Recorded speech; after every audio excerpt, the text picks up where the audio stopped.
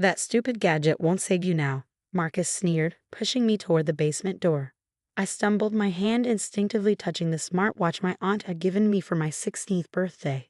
My name is Emma, and at 16, I never thought I'd be grateful for a piece of technology my stepdad had mocked relentlessly.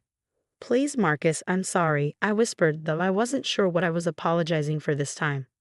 Maybe for getting an A instead of an A+ on my physics test, or for taking too long in the shower, or for breathing too loudly during his favorite TV show. With Marcus, anything could trigger his rage. Sorry doesn't cut it anymore, he growled, his fingers digging into my arm. I could smell the alcohol on his breath, stronger than usual. Mom was away at a conference, and Marcus had been drinking since noon. You need to learn respect. The basement door creaked open, revealing the dark staircase below. Our basement wasn't the cozy, finished kind with a TV room or game area. It was the stuff of nightmares. Cold concrete, no windows, and a single bare bulb that flickered ominously. Marcus had accidentally broken the bulb last week, leaving the space in complete darkness. As he shoved me forward, I pretended to stumble, using the moment to press the emergency button on my watch 3 times, just like Aunt Sarah had taught me. If you're ever in trouble, she'd said, her eyes serious, this will send an SOS with your location to me and the local police. Marcus had laughed when he saw the watch. What a waste of money, he'd said. Like anyone would want to rescue you anyway. The stairs were steep, and in the darkness, I missed the last step. I fell forward, my hands scraping against the rough concrete. Above me, Marcus laughed. Maybe a night down here will teach you some manners. The door slammed shut, followed by the distinctive click of the deadbolt. I sat in the darkness, my heart pounding.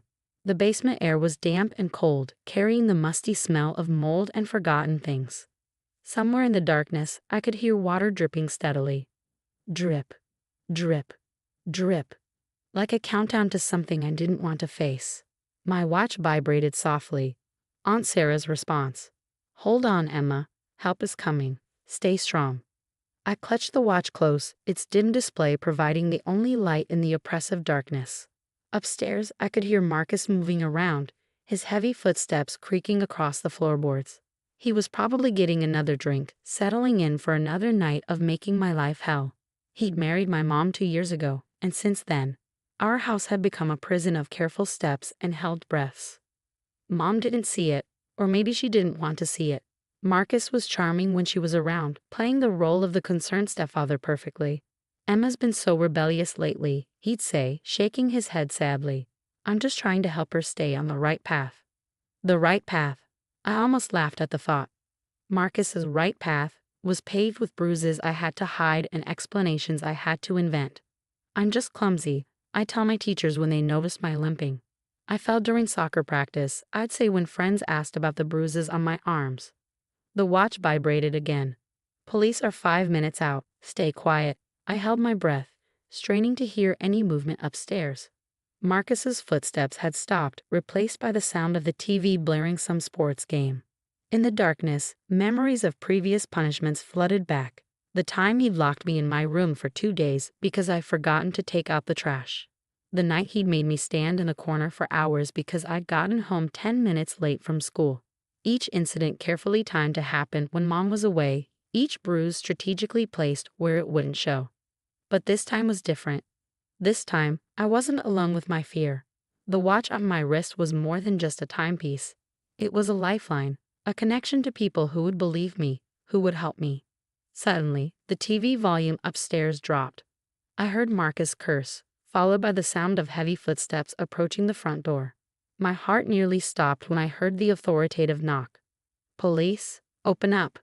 The basement felt colder as I heard Marcus's muffled voice above, probably trying to charm his way out of trouble like he always did, but the watch vibrated one final time. We've got you, Emma. Hold on. More voices joined the commotion upstairs. The sound of the front door being forced open. Multiple footsteps. Marcus's protests growing louder, more desperate. Where is she? A firm voice demanded. Who? I'm here alone, Marcus replied, his voice carrying that fake confusion he perfected. The basement, another voice said. The signal's coming from the basement. The footsteps grew closer, and I heard the deadbolt being forced open. Light flooded the stairway as the door swung wide, revealing 2 police officers with flashlights. "Emma?" one called out. "Are you down there?" "Yes," I answered, my voice shaky but clear. "I'm here." The next few hours passed in a blur of lights, questions, and concerned faces. The police officers helped me up the stairs, documenting every bruise, every scrape.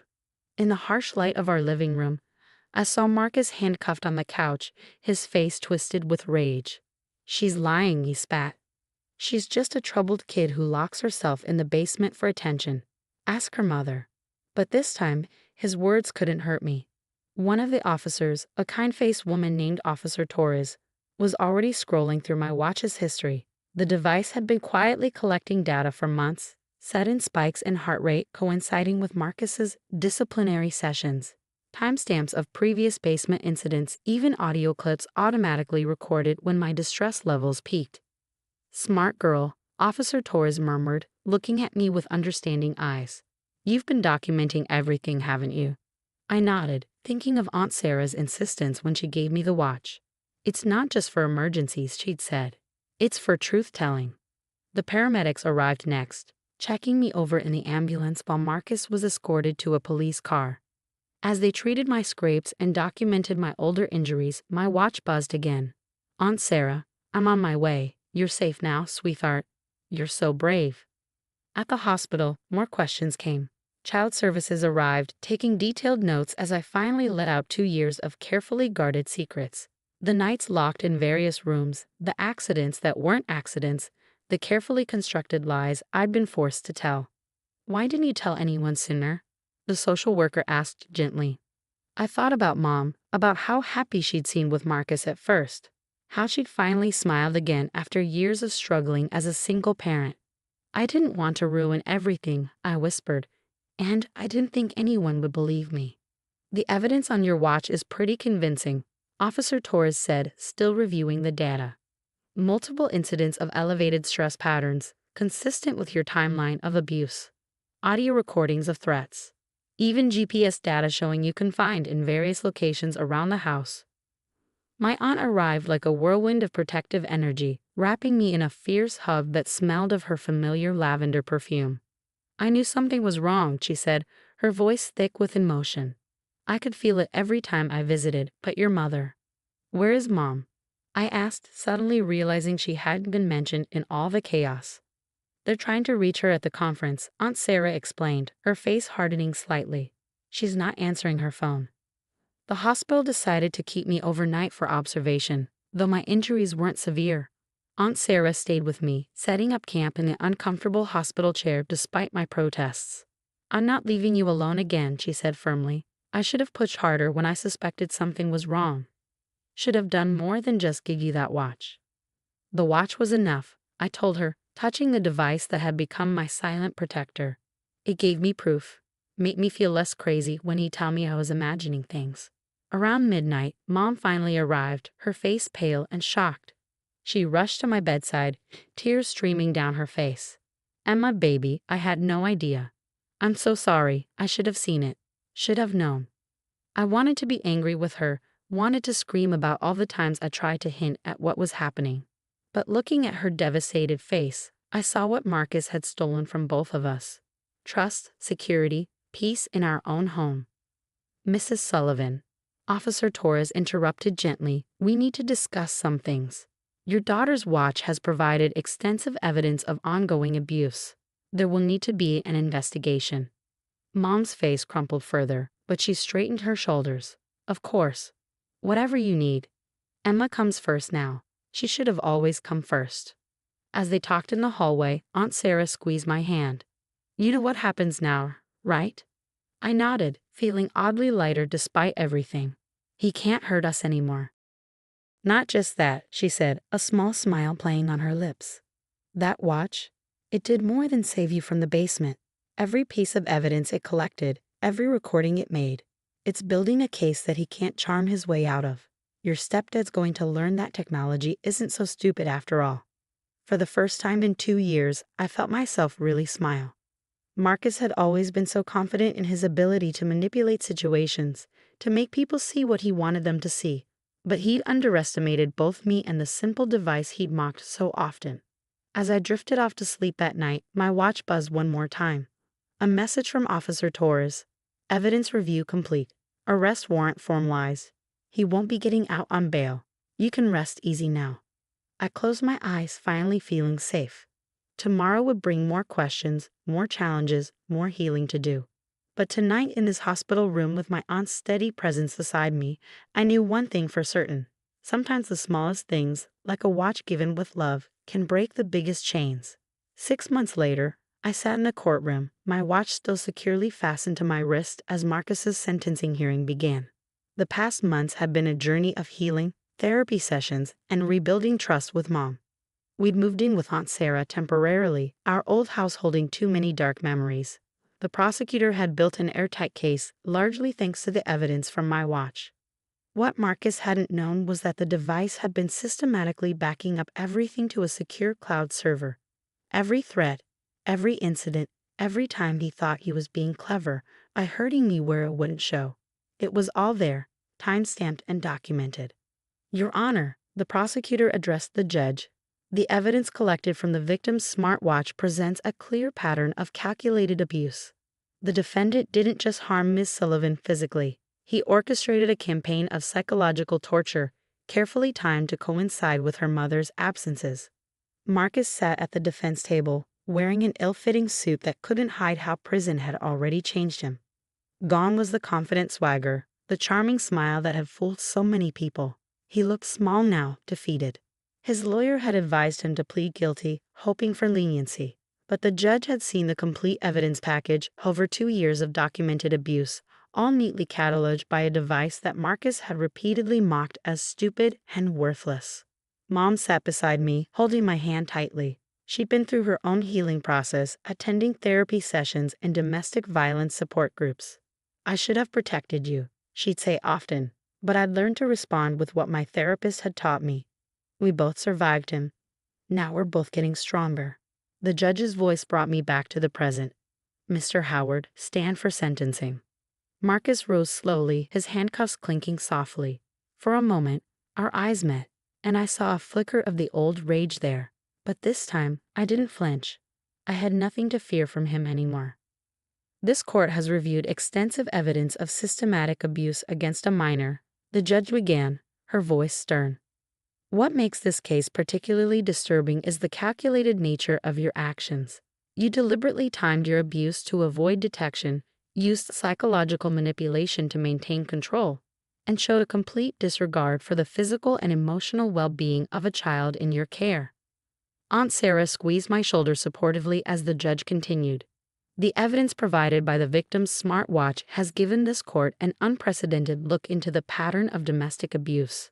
This technology, which you repeatedly belittled, has become your undoing. The sentence came down hard, 15 years, with no possibility of parole for at least 10. As Marcus was led away, he turned one last time, his face twisted with hatred. But his expression changed to confusion when he saw me smiling. I held up my wrist, making sure he saw the watch that had ended his reign of terror. It wasn't the same one. Aunt Sarah had bought me a newer model after the police kept the original as evidence, but it represented the same thing: freedom, safety, and the power of being believed. Outside the courthouse, reporters waited with cameras and questions. My story had gained attention, not just because of the abuse, but because of how it was discovered. Tech magazines wanted to interview me about using smart devices for personal safety. Domestic violence organizations reached out about incorporating similar technology into their protection strategies. How does it feel? One reporter asked. Knowing your watch helped bring your abuser to justice. I thought carefully before answering. It feels like validation. For every kid who's ever tried to tell someone about abuse and wasn't believed. Technology can't lie or be charmed. It just tells the truth. Mom and I moved into our own apartment a month after the sentencing. It's a small place, but it's ours, filled with sunlight and new memories. My watch sits on its charger by my bed each night, no longer needed for protection but kept as a reminder of survival. I started a blog about my experience helping other teenagers understand how technology can be used for safety. Sometimes I get messages from kids in similar situations, and I always tell them the same thing: document everything. Truth has power, and nowadays, we have more ways than ever to prove it. Last week, I received a letter from Officer Torres. She's been using my case as a training example for other officers, teaching them about modern tools for detecting domestic abuse. Your story has already helped save 3 other kids, she wrote. Your courage didn't just save yourself. As I sit here now, wearing my watch and writing this story, I think about how Marcus never understood what real strength looks like. He thought power came from fear and control. But real power, it comes from survival, from speaking truth, from using whatever tools you have to fight back. My watch shows 3:47 p.m. It's just a normal Tuesday afternoon now. No fear, no hiding, no holding my breath when I hear footsteps. Just the quiet tick of time moving forward, marking each moment of freedom I've earned, 1 second at a time.